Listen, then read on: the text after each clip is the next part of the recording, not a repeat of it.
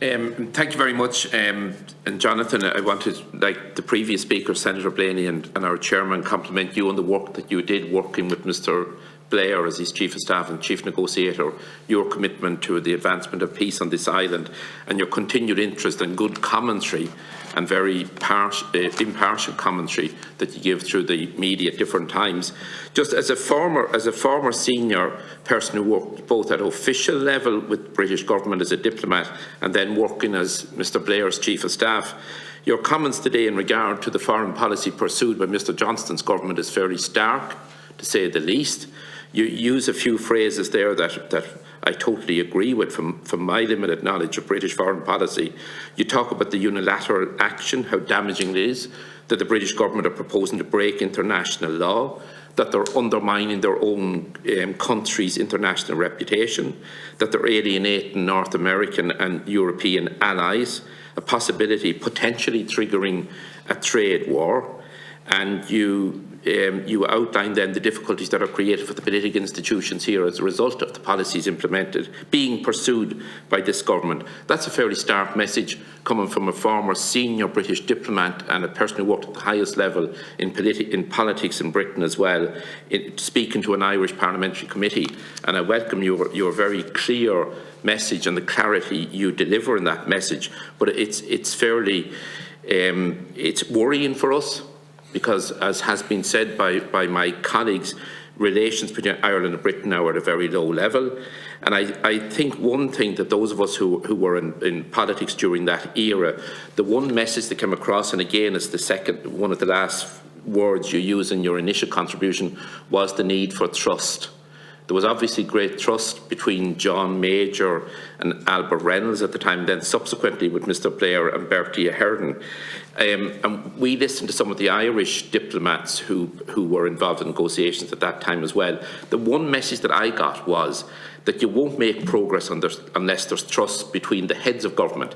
And that, I presume, permeates down then at official level.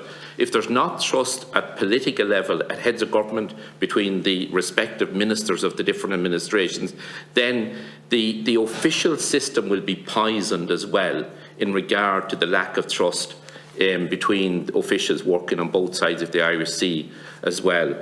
So, bearing that in mind, would you lay huge emphasis on the progress being made because of trust between governments at the time, at official level and at political level, and particularly at heads of government level? And just with your experience now, the unionist parties have trusted successive Conservative governments by and large.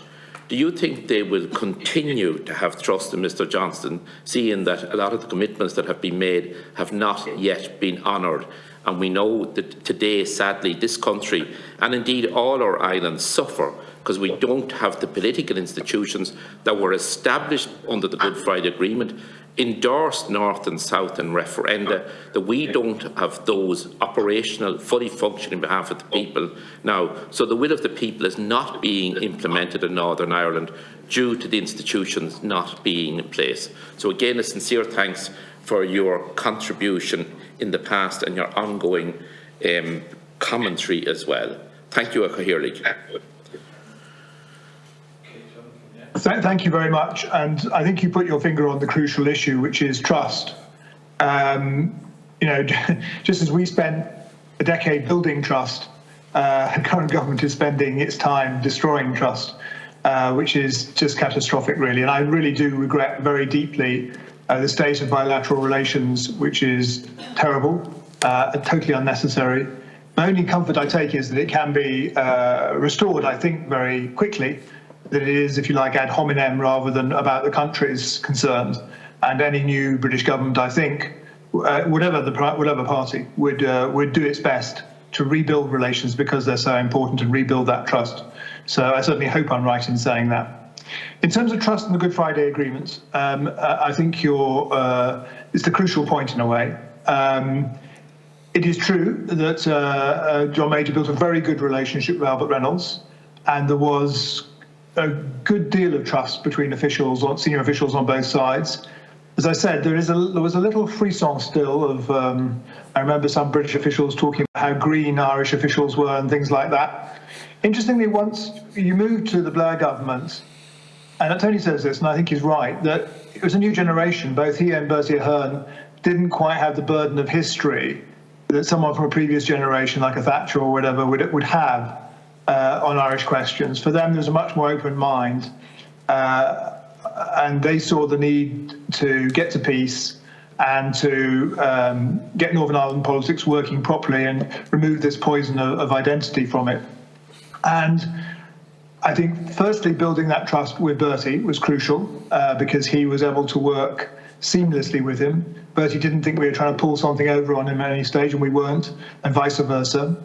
And then me building my relations with Paddy Tehan in the Taoiseach's office, later with Michael Collins, and of course at every level of government, because as you say, once you've got good relations between the principals, it's much easier to have good relations all the way down the official chain. I think it was also important that we were running this Northern Ireland thing from Number 10. I mean, sometimes we were criticised for that, but I think it was a symbol of how important getting to peace in Northern Ireland was to Tony Blair, that he wanted it to take up a good deal of time of himself, of his chief of staff, of Number 10. And one of the problems we have now is the Number 10 is sort of largely backed out of Irish questions, except when it comes to being destructive with the protocol. And I think that's a mistake. I think it is important for Number 10 to stay involved. Beyond that, it was then important for the trust to be built with the parties.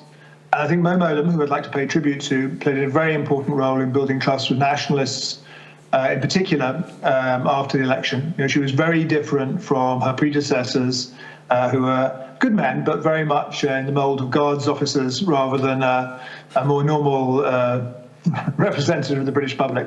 And I think that Mo managed to really break a lot of ice in opinions in Northern Ireland. And I think I always think of Mo as a sufficient, necessary but not sufficient cause of peace. If we hadn't had her, it would have been very difficult to build that trust. It was also important to build the trust on the unionist side. And Tony Blair did devote a lot of time, as did I, to trying to build that relationship of trust with the unionists. And he spent really a lot of time sitting talking to political leaders. So I do think that without that investment in building trust, in fact, there's an anecdote later on in the negotiations I think illustrates it, that when we were trying to get the DUP into a peace agreement after they won the elections in Northern Ireland, we were in Leeds Castle and the whole thing fell apart, as you remember, when we were trying to get the Good Friday Agreement implemented and before we got to the St Andrews Agreement. And I remember Tony and I going up to one of the bedrooms there and sitting on a four-poster bed with Peter Robinson saying, how are we going to do this? And he said, what you've got to do is you've got to build trust with Ian Paisley.